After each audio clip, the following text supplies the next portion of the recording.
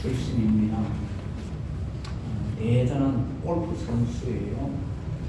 닉 프라이스라는 사람입니다. 이 사람의 이야기인데요. 그에는 한 가지 특징이 있었습니다. 골프를 치다가 게임이 잘 풀리지 않아요. 그러면은 이 사람은 뭘 하냐면 휘파람을 불어요. 게임이 풀리지 아니하면 다른 선수들은 하나같이 골프채를 그냥 내동댕이 쳐버리고 막 화를 버럭내고 성질을 부리고 그렇게 하잖아요. 전번에 보니까 이 세계적인 선수인데 테니스를 치는데 안 되니까 그냥 화가 나가지고 테니스채 그냥 막 붙들어 버리더라고. 근데 이 닉 프라이스는 전혀 그렇지 않습니다. 왜냐하면 어릴 적에 자기 아버지로부터 이런 얘기를 들었어요. 얘야, 어려움이 있을 때마다 휘파람을 불어라. 노래를 부르라는 휘파람으로 노래를 부르라는 거죠.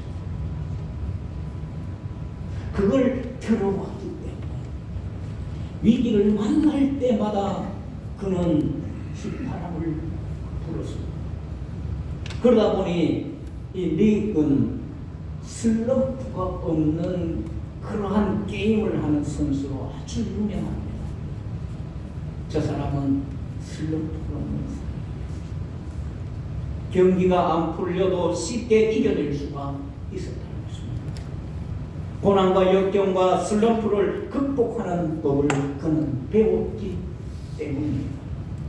노래하는 골프 선수, 휘파람을 부는 골프 선수, 바로 니처럼 하는 법을 배워가지고 저와 여러분들도 역경이 올 때 원망 대신에 찬송을 부를 수 있는 저와 여러분들이 되어지기를 주님의 이름으로 축원합니다. 네. 고난이 왔을 때 불평 대신에 항상 찬송하실 수 있기를 주님의 이름으로 축원합니다. 네. 그래서 제가 인터넷을 이렇게 봤어요. 어릴 적에 그 불렀던 찬송의 한 노래가 있었어요. 가요지요. 나보다 한 10살 위가 되는 사람들이 그 수원의 과학대학인가요? 그 예술 조형 그 교수도 하고 그렇게 했던 사람. 정미조라는 가수 여러분들 아시는가 모르겠어요. 젊은 사람들 잘 모르시죠. 그 사람이 부른 노래가 있어요. 휘파람을 부세요. 휘파람을. 근데 그 가사 이렇게 보니까요. 뭐 믿는 사람이 했는지 안 했는지 모르겠지만도 중간에 보니까 좀 복음적이다 그런 가사가 있어요. 휘파람 소리에 꿈이 서려 있어요. 휘파람 속에 사랑이 담겨 있어요. 그래서 그 노래를 불렀더라고요. 우리 개운교회 성도들도 힘들고 어렵고 고난이 올 때마다 버럭 화내기보다는 들도 뭐 그냥 막 퇴치기보다는 뭘 하시라고요? 찬양하시길 바랍니다. 그럼 하나님께서 그 어려운 역경도 고난도 능히 이길 수 있게끔 해주시는 하나님의 은총이 저와 여러분들의 있기를 주님의 이름으로 축원합니다. 네. 본시에도 보니까 다윗이라는 사람이 나오는데 이 다윗이요 이 전쟁터에서 하나님께 올려드린 그 기도문이 오늘 본문 말씀의 내용이에요. 그 당시 어떤 시절이었냐면은 다윗은 자기 아들 압살롬이 배신을 합니다. 다윗이 배신당하는 거예요. 아들에게 배신을 당해요. 그래서 아들에 의해 가지고 쫓겨다니고 그렇게 하면서 위기를 넘기고 하면서 그때 쓴 시가 오늘 본문 말씀 내용입니다. 생명의 위협에 직면할 때마다 하나님이 피난처 되심을 고백을 하고 찬송하는 그런 내용입니다. 다윗은 어려운 가운데서도 단단히 하나님의 건지심을 기도하면서 구원에 이를 것을 믿고 그는 하나님을 찬양을 했어요. 그것이 6절에 여러분 한번 보십시다. 6절에 다 같이 한번 보십시다. 시작. 내가 모태에서부터 주를 의지하였으며 나의 어머니의 배에서부터 주께서 나를 택하셨노라. 나는 항상 주를 찬송하리라. 다윗이요 엄마 뱃속에 있을 때부터 하나님을 의지했다 그래요. 그리고 어머니 뱃속에 있을 때부터 하나님께서 그를 택하셨다 그래요. 그렇기 때문에 내가 하나님을 찬송하지 아니할 수가 없다 그렇게 고백을 하면서 그는 하나님을 찬양했다는 것입니다. 여기에서 항상 주를 찬송하리라 그렇게 했는데 무슨 뜻이냐면 찬송을 계속하지 아니할 수가 없었다. 하나님이 끊임없이 축복을 주시고 끊임없이 구원해 주시고 어려운 가운데서도 하나님께서 계속해서 건져 주시고 이렇게 해 주시니까 찬송을 계속 하지 아니할 수가 없었다. 저와 여러분들도 그런 은총이 있어지기를 주님의 이름으로 축원합니다. 찬송을 안 할 수가 없어. 하나님 앞에 찬양을 드리지 아니할 수가 없어요. 왜냐하면 하나님이 나를 이토록 사랑해 주시고 은혜를 베풀어 주시고 구원해 주시고 이렇게 해 주시니까요. 끊임없이 계속해서 찬송을 드렸다는 것입니다. 모태로부터 자신을 보호하신 하나님께서 계속 보호하여 주실 것을 확신하기에 찬송하지 아니할 수가 없었고, 그리고 바로 이렇게 하나님 앞에 그 자신을 맡기고 사는 삶을 살았던 것입니다. 그렇다면 우리 그리스도인들이 항상 주를 찬송하여야 할 이유가 과연 무엇일까요? 여러분들 한번 돌아보십시오. 내 삶을 돌아보면은 하나님의 은혜가 아닌 것이 하나도 없어요. 저는 그 하나님의 기도하는 가운데 하나님의 은혜를 돌이켜 보니까요, 눈물이 솟아나요. 흘러나요. 너무너무 감사해요. 그래서 하나님을 찬양하지 아니할 수가 없어요. 저는 혼자 사는 게 어떤 때는 좋더라고요. 혼자 있으니까. 뭐 펄쩍 뛰든지 춤을 추든지 뭐 큰 소리로 노래를 부르든지 누가 뭐를 부르는 사람은 없어. 보는 사람이 없고 듣는 사람이 없어. 좁아요.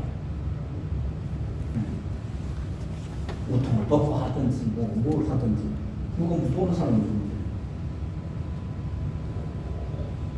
그러니까 감사하니 우리 하나님 앞에 그렇게 찬송을 드립니다. 여러분, 오늘 다윗도 그런 모습이었거든요. 우리 그리스도인들이 항상 주를 찬송해야 할 이유가 무엇인지 오늘 본문 말씀 다윗을 통해서 우리 한번 살펴볼 텐데, 첫째가 뭐냐 하면 나를 구원해 주시니까. 구원해 주시니까.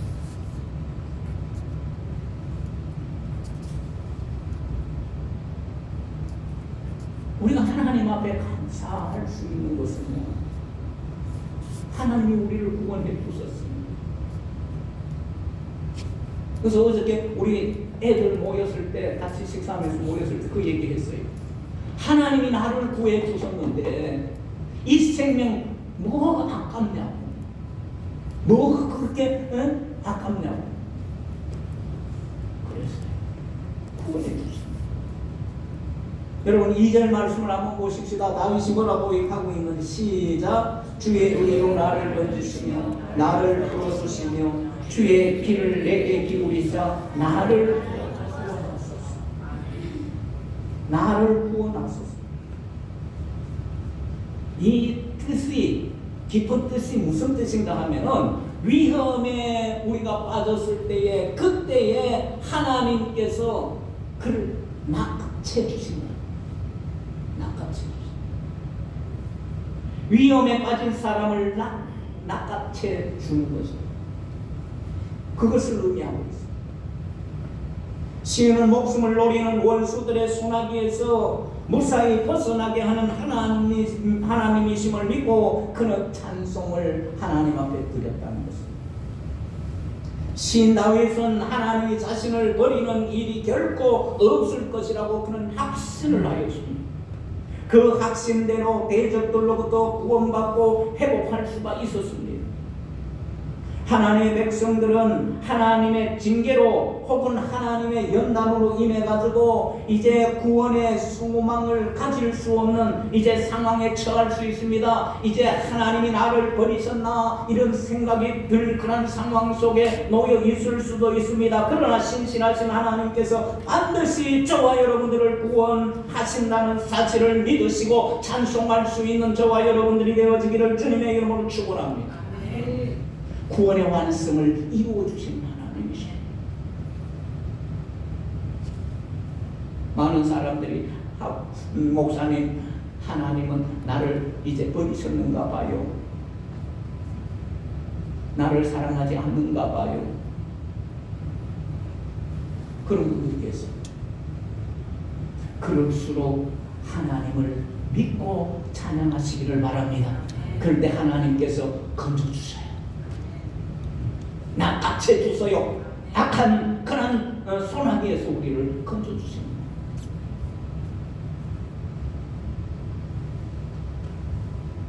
여러분 유명한 교부예요.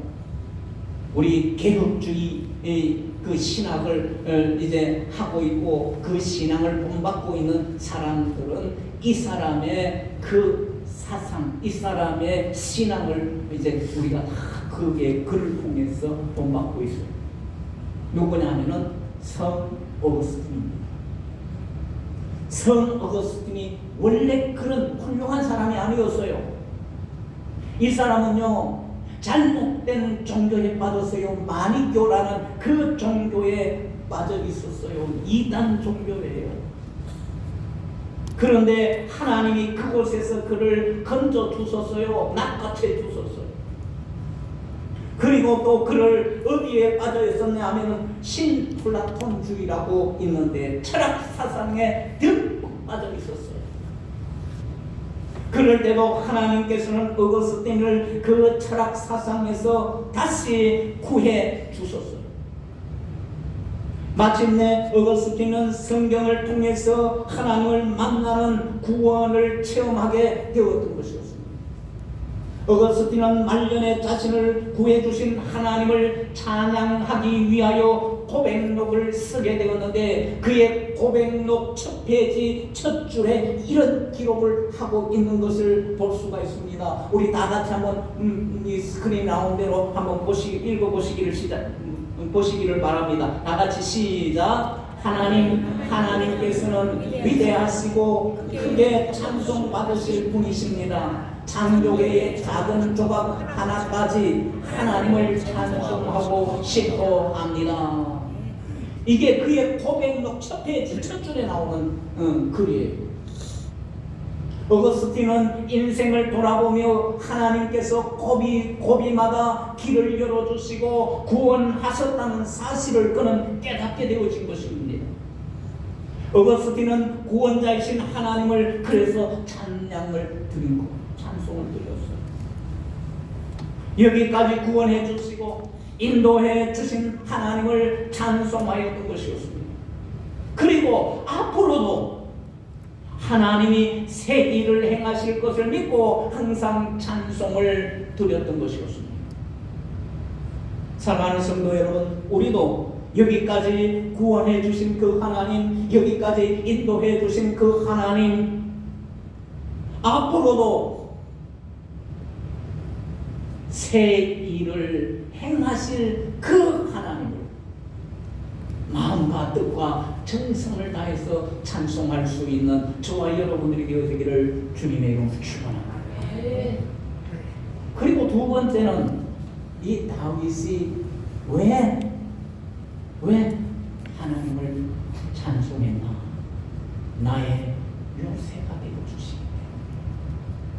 3절 말씀입니다. 다 같이 보십시다. 시작. 주는 내가 항상 피하여 바위가 되소서. 주께서 나를 구원하라 명령하셨으니 이는 주께서 나의 반석이요 나의 요새시니이다. 아멘.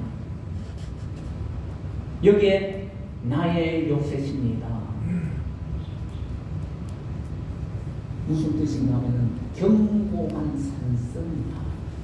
견고한 철옹성이에요. 철옹성. 어떤 외부로부터 침입을 해와도 침공당할 수 없는, 점령당할 수 없는 철옹성이다. 그런 거죠. 견고한 산성이에요. 하나님은 우리가 피할 든든한 피난처임을 시인은 강조하고 있는 것입니다. 하나님이 자신을 지키심을 믿고 하나님께 피하며 찬송하라고 그렇게 권면을 하고 있는 것입니다. 하나님은 당신을 의뢰하는 자 견고한 요새가 되어 주신다고 말씀하는 것입니다. 여러분들은 안전을 위하여 무엇을 요새로 삼고 계십니까? 터진 웅덩이를 파고 있지는 않습니까?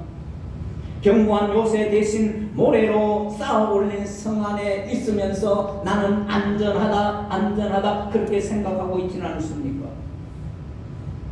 하나님 대신 의지하는 것이 있다면 그것이 무엇이든지 간에 모래성에 불과하다는 사실을 아시기를 바랍니다.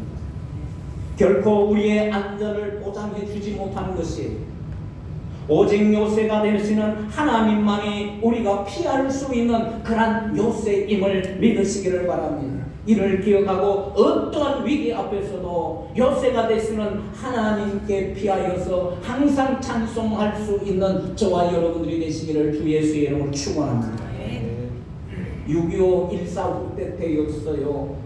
여러분들 흥남부두에서 피난을 가기 위해서 많은 사람들이 이제 동물같이 그 부두로 몰려왔습니다.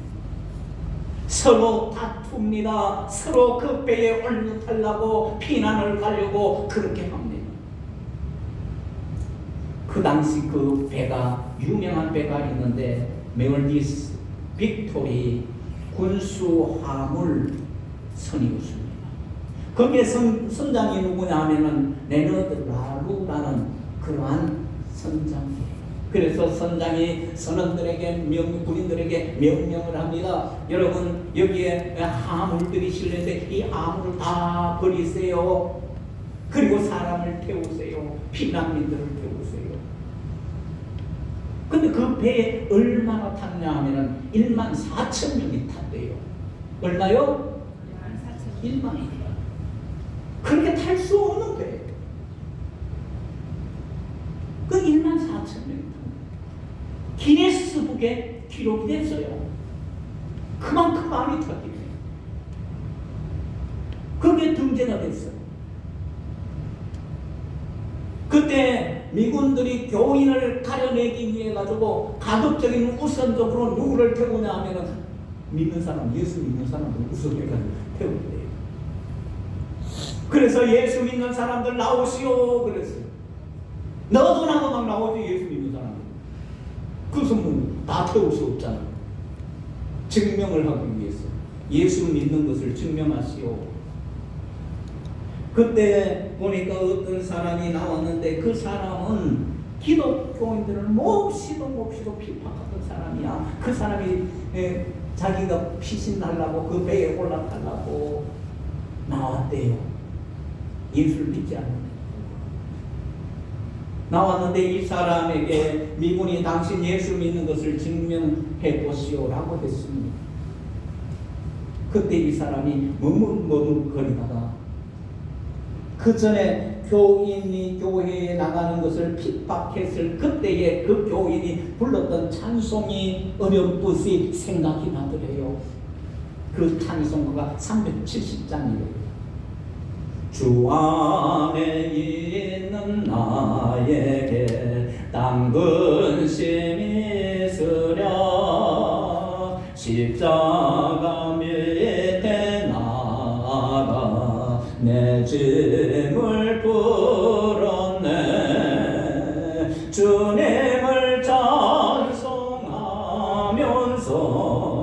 할렐루야 할렐루야 내 앞길 멀고 험해도 나 주님만 따라가리. 확인해 보니까 찬송이 맞네. 다시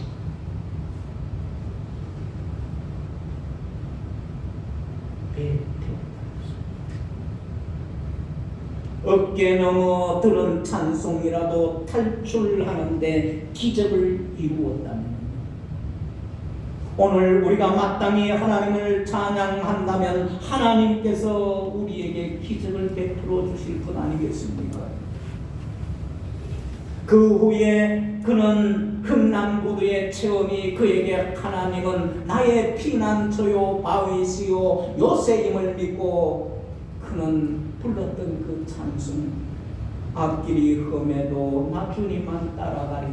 그 찬송 부르면서 참 믿음의 사람, 가짜 믿음의 사람이 참 믿음의 사람이 되었다고 그렇게 전해내 오고 있습니다. 사랑하는 성도 여러분, 우리도 이러한 어려움 속에 있을 때에 진정 우리의 피난처가 되어주시는 그 하나님, 나의 요새가 되어주시는 그 하나님께 비하소서 찬송을 드릴 수 있기를 주님의 이름으로 축원합니다. 마틴 루터도 역시 그랬습니다. 그가 힘들고 어렵고 죽음 위기 앞에 놓였을 때 그가 불렀던 찬송이 있습니다. 585장입니다. 내 주는 강한 성이요 방패와 병기 대시니 큰 한람에서 우리를 구하려 내시리로다. 이렇게 그는 찬송을 하나님 앞에 드렸습니다. 하나님이 요셉을 믿고 저와 여러분들도 항상 찬송을 드릴 수 있는 그런 은총이 있기를 주님의 이름으로 축원합니다.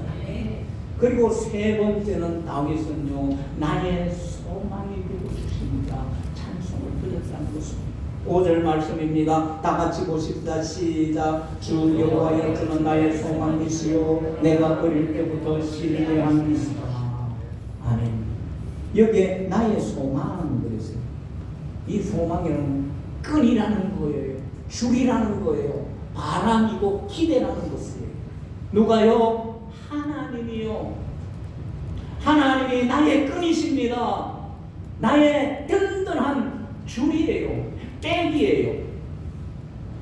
기대입니다. 바람이에요. 고대하는 거예요. 이것은 무엇을 얘기해 주냐 하면 하나님과 우리와의 끈끈한 친밀, 관계를 나타내는 거예요.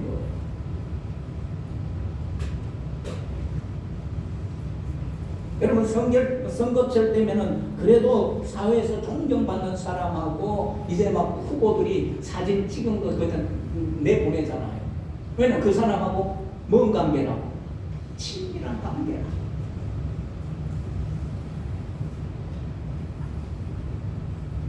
여러분 하나님은 바로 우리의 끈입니다. 줄입니다. 기대예요. 소망이에요. 하나님께서 자신을 도무지 버릴 수 없음을 강조하고 있는 것이에요.